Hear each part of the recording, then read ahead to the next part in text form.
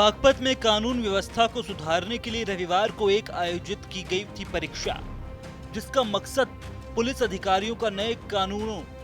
से वाकिफ करवाना था और तकनीकी अपराधों से लड़ने के लिए तैयार करना था। देखिए, आज सुबह 7 से 8 जनपद बागपत में नियुक्त सभी उप निरीक्षक और निरीक्षक जितने भी सब इंस्पेक्टर हैं, सबका एक परीक्षा का आयोजन किया गया था, जिसमें जो नए 3 कानून हैं, मुख्यतः इनके प्रावधान, कुछ साइबर से संबंधित सवाल, कुछ फॉरेंसिक विज्ञान से संबंधित सवाल पूछे गए। जो मुख्य मकसद इस परीक्षा का था, तो नए कानूनों के आए हुए लगभग 1.25 साल हो गए और इन कानूनों की समझ जो भी हमारे विवेचना अधिकारी होते हैं, आयोग होते हैं, उनकी कितनी वो समझने का, उसी के आधार पर इन विवेचनाओं का आवंटन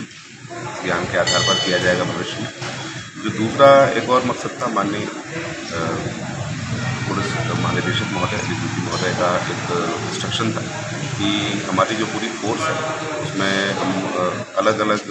लोग अलग अलग विधाओं के एक्सपर्ट होते हैं, अलग अलग डोमेन्स के एक्सपर्ट होते हैं, तो वो चेक किया जाए कि कौन ऐसा व्यक्ति है जो फॉरेंसिक्स की अच्छी जानकारी रखता है, कौन ऐसा व्यक्ति है जिसको अदर लॉज की अच्छी जानकारी है, कौन साइबर की ठीक जानकारी रखता है, और इसी आधार पर अलग अलग डोमेन में इनको बांट के और इनसे उस आधार पर काम लिया जाएगा।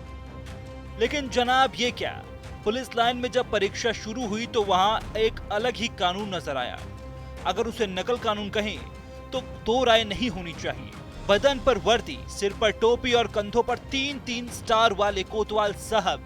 कैमरे में नकल करते हुए धरे गए। दरअसल यह है बागपत कोतवाली के इंस्पेक्टर दीक्षित त्यागी, जिन पर पहले भी हिट एंड रन का आरोप लग चुका है और इस बार नकल करते हुए पकड़े गए। और नकल कराने वाले कोई और नहीं बल्कि उन्हीं की मातहत दरोगा वीरेंद्र राणा है।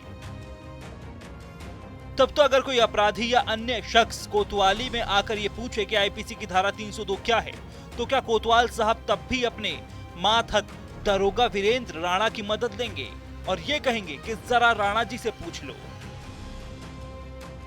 आपकी जानकारी के लिए बता दें कि एसपी सूरज कुमार राय ने यह परीक्षा कराई थी ताकि कानून व्यवस्था में सुधार हो, लेकिन जब सुधार की शुरुआत ही नकल से हो तो सवाल उठना ही लाजमी है,